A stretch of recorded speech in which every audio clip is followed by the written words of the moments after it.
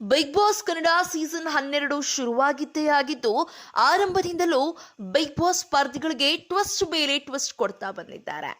Shocking ಅಂತ ಹೇಳಿ ಆರಂಭದ ಮೊದಲನೇ ದಿನವೇ ರಕ್ಷಿತಾ ಶೆಟ್ಟಿ ಅವರು ಬಿಗ್ ಬಾಸ್ ಮನೆಯಿಂದ ಆಚೆ ನಡೆದಿದ್ದಾರೆ.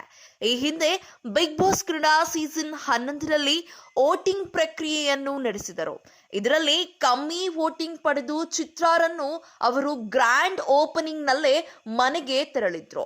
ಇದು ಸಾಕಷ್ಟು ಚರ್ಚೆಗೆ ಒಳಗಾಗಿದ್ದು, ಇದರ ಬಗ್ಗೆ ನಟಿ ಚಿತ್ರ ಅವರು ಕೂಡ ಸೋಷಿಯಲ್ ಮೀಡಿಯಾದಲ್ಲಿ ಬಿಗ್ ಬಾಸ್ ತೆಗೆದುಕೊಂಡ ಡಿಸಿಷನ್ ಬಗ್ಗೆ ಲೈವ್ ಬಂದು ತಮಗೆ ಆದ ಅವಮಾನದ ಬಗ್ಗೆ ತಮ್ಮ ಅಭಿಪ್ರಾಯವನ್ನು ಹಂಚಿಕೊಂಡಿದ್ದರು.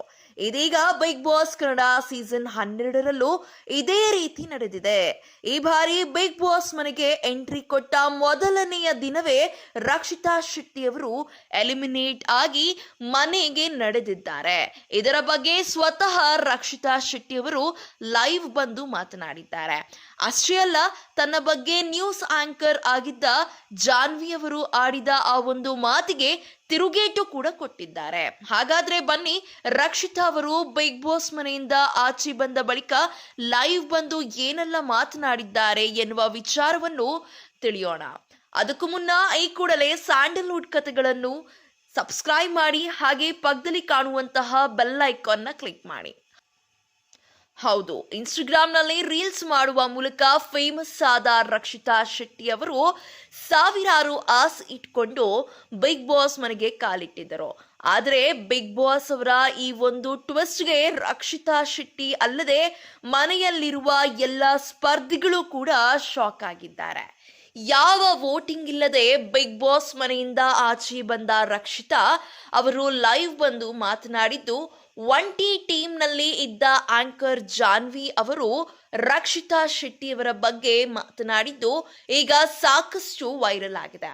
ಹೌದು, ಜಾನ್ವಿ ಅವರು ಇನ್ಸ್ಟಾಗ್ರಾಂನಲ್ಲಿ ತಪ್ಪು ಮಾತನಾಡಿ ಅದೇ ಒಂದು ಕಂಟೆಂಟ್ ಮಾಡಿ ಅಪ್ಲೋಡ್ ಮಾಡೋದು, ಇದರಿಂದ ಏನು ಉಪಯೋಗವಿಲ್ಲ. ಆದರೆ ಸ್ಪಂದನಾ ಅವರು ಕಷ್ಟಪಟ್ಟು ಮೇಲೆ ಬಂದಿದ್ದಾರೆ, ಅವರ ಒಂದು ಜರ್ನಿಯಲ್ಲಿ ಅರ್ಥವಿದೆ ಎಂದು ರಕ್ಷಿತಾ ಶೆಟ್ಟಿ ಬಗ್ಗೆ ಕೀಳಾಗಿ ಮಾತನಾಡಿದ್ದಕ್ಕೆ ಸ್ವತಃ ರಕ್ಷಿತಾ ಶೆಟ್ಟಿ ಅವರು ಲೈವ್ ಬಂದು ಜಾನ್ವಿ ಅವರಿಗೆ ಟಕ್ಕರ್ ಕೊಟ್ಟಿದ್ದಾರೆ. ರಕ್ಷಿತಾ ಅವರು ಎಲ್ಲರೂ ಕೂಡ ಕಷ್ಟಪಟ್ಟಿಯೇ ಮೇಲೆ ಬಂದಿರುತ್ತಾರೆ.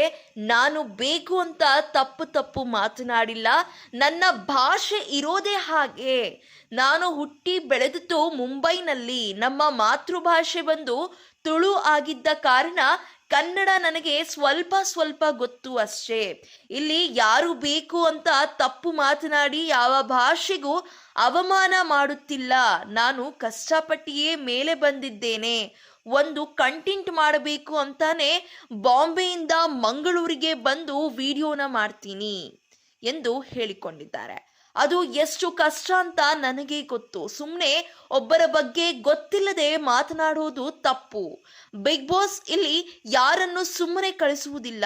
ನನ್ನನ್ನು ರೆಕಗ್ನೈಸ್ ಮಾಡಿ ಕಳಿಸಿದ್ದಾರೆ ಅಂದ್ರೆ ಅವರಿಗೆ ನನ್ನ ಶ್ರಮ ಕಾಣಿಸಿದೆ, ನನ್ನ ಟ್ಯಾಲೆಂಟ್ ಗೊತ್ತಾಗಿದೆ. ನಾನು ಈ ಬಿಗ್ ಬಾಸ್ ವೇದಿಕೆನ ಸೆಲೆಕ್ಟ್ ಮಾಡಿದ್ದೆ ಕನ್ನಡ ಭಾಷೆಯನ್ನ ಕಲಿಯುವುದಕ್ಕೆ.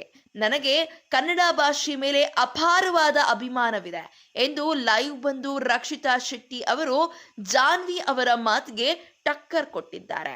ನಿಮ್ಮ ಪ್ರಕಾರ ರಕ್ಷಿತಾ ಶೆಟ್ಟಿ ಅವರು ಬಿಗ್ ಬಾಸ್ ಮನೆಯಿಂದ ಎಲಿಮಿನೇಟ್ ಆಗಿ ಹೋಗಿದ್ದು ಎಷ್ಟು ಸರಿ ಹಾಗೂ ಎಷ್ಟು ತಪ್ಪದೆ ಕಮೆಂಟ್ಸ್ ಬಾಕ್ಸ್ ಅಲ್ಲಿ ಕಮೆಂಟ್ ಮಾಡುವುದರ ಮೂಲಕ ನಮಗೆ ತಿಳಿಸಿ. ಇನ್ನಷ್ಟು ಬಿಗ್ ಬಾಸ್ ಅಪ್ಡೇಟ್ಸ್ಗಳಿಗಾಗಿ ಈ ಕೂಡಲೇ ಬಿಗ್ ಬಾಸ್ ಕನ್ನಡ ಸೀಸನ್ 12ರ ಪ್ರತಿಯೊಂದು ಅಪ್ಡೇಟ್ಸ್ಗಳಿಗಾಗಿ ಈ ಕೂಡಲೇ ನಮ್ಮ ಚಾನೆಲ್ ಅನ್ನು ಸಬ್ಸ್ಕ್ರೈಬ್ ಮಾಡಿ, ಹಾಗೆ ಪಕ್ಕದಲ್ಲಿ ಕಾಣುವಂತಹ ಬೆಲ್ ಐಕಾನ್ನ ಕ್ಲಿಕ್ ಮಾಡಿ. ಧನ್ಯವಾದಗಳು.